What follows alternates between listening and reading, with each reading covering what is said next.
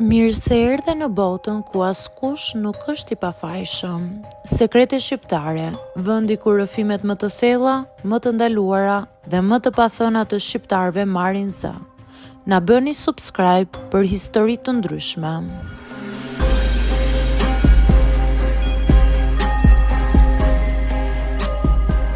Unë quhem Daniela dhe jam 35 vjeçe. Para disa muajsh, jeta ime ka qenë shumë e zakonshme. Punonja në një zyrë kontabiliteti dhe ditët e mia kalonin pothuajse gjithmonë njësoj.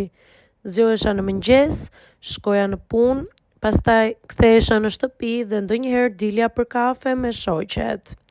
Isha mësuar me këtë lloj rutine dhe në fakt më pëlqente stabiliteti që më jepte.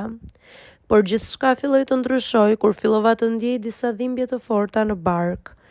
Në fillim mendova se ishte diçka kalimtare, ndoshta stres nga puna ose lodhje. Ka periudha kur njeriu nuk ndihet mirë dhe në fund ditës gjithçka kalon, por në rastin tim nuk kaloi. Dhimbjet vazhduan për disa javë dhe ndonjëherë bëheshin aq të forta sa më detyronin të ndaloja gjithçka që po bëja. Një pasdite vendosa të mos e shtyja më dhe shkova për një kontroll te mjeku. Pas disa analizave dhe ekzaminimeve, doktori më shpjegoi se kishte një problem të vogël që duhej zgjidhur me një ndërhyrje kirurgjikale. Nuk ishte një operacion shumë i madh, por gjithsesi ishte operacion. Dhe vetëm ideja e një salle operacioni më krijonte ankth. Unë nuk isha qenë kurrë më parë në një situatë të tillë. Nuk isha bërë asnjë operacion në jetën time dhe mendimi se do të futesha në sallën e operimit më dukej shumë i frikshëm. Ditët që pasuan ishin të mbushura me mendime. Sa më shumë afrohej dita e operimit, aq më shumë filloja të mendoja për gjithçka që mund të shkonte keq. Familja ime përpiqej të më qetësonte. Nëna ime më thoshte shpesh, mjekët e bëjnë këtë çdo ditë, për ta është një punë e zakonshme. Edhe shoqet e mia më thoshin të njëjtën gjë, por frika është një ndjenjë e çuditshme. Edhe kur e di se diçka është e sigurt, mendja gjen mënyrë për të krijuar dyshime. Mjeku që do të më operonte dukej shumë profesionist. Ishte një burrë rreth të 50-tave me shumë përvojë dhe një mënyrë shumë të qetë të folurit. Kur më shpjegoi procedurën, ai foli me shumë qartësi. Operacioni është i thjeshtë. Do të zjarr rreth një orë dhe pas disa ditësh do të ndiheni shumë më mirë. Mënyra si ai fliste më dha qetësi. Megjithatë, nata para operacionit ishte momenti më i vështirë për mua. Ushtrova në spital pasdite dhe më çuan në një dhomë të qetë. Dhoma ishte e pastër dhe shumë e rregullt. Në korridor dëgjoheshin her pas here hapat e infermierëve dhe tinguj të pajisjeve mjekësore. Kur erdhi mbrëmja dhe dritat u zbehën, qetësia e spitalit u bë edhe më e dukshme. Por unë nuk arrija të flija.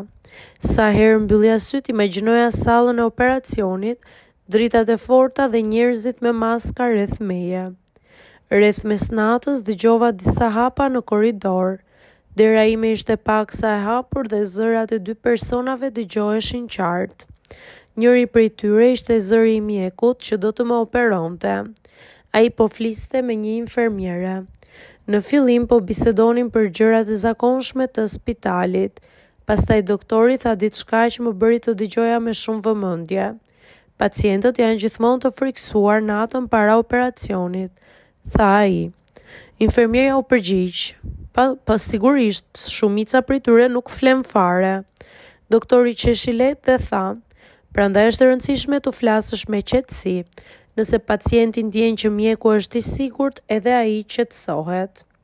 Infermierja e pyeti, a lodheni ndonjëherë nga gjithë kjo përgjegjësi? Ai heshti për disa sekonda para se të përgjigjej. Çdo operacion është përgjegjësi, por kur e bën këtë punë për shumë vite, kupton se pacientët kanë nevojë jo vetëm për një mjek të mirë, por edhe për dikë që u jep besim. Ajo fjali më bëri të mendoj shumë. Deri në atë moment kisha menduar vetëm për frikën time, por nuk kisha menduar për njerëzit që punojnë çdo ditë në atë spital dhe për përgjegjësinë që mbajnë mbi supe. Pas asaj bisede ndjeva një qetësi që nuk e kisha ndjerë më parë atë mbrëmje.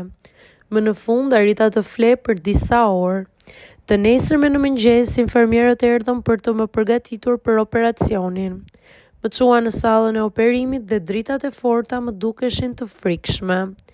Doktori erdhi pranë meje dhe më tha: "Gjithçka do të shkojë mirë, mos u shqetësoni." Kur dëgjova zërin e tij, më kujtua biseda që kisha dëgjuar natë më parë. Operacioni zgjati rreth 1 orë, ashtu siç ai kishte thënë. Kur u zgjova në dhomë pas operimit, ndihesha e lodhur por edhe e lehtësuar. Gjithçka kishte kaluar mirë.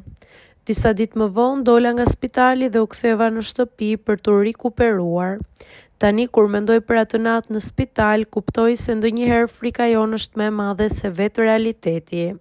Dhe ndonjëherë një bisedë thjesht që dëgjon rastësisht mund të të jap qetësinë që të duhet për të përballuar një moment kaq të vështirë në jetë.